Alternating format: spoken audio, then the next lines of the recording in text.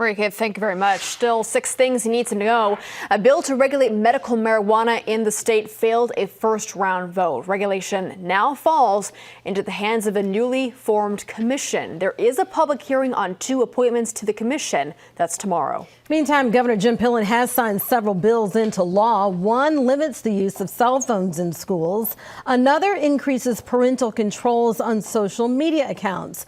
A third outlaws child porn materials created through AI. A former Nebraska City neurosurgeon is set to appear in Douglas County Court. Travis Tierney was already bonded out, awaiting trial for child sexual assault. A judge will decide whether to revoke that bond over a new charge.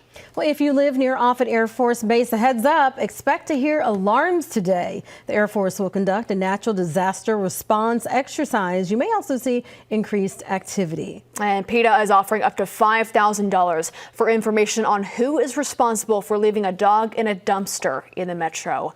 That dog ended up dying. Anybody with any information should contact the Nebraska Humane Society.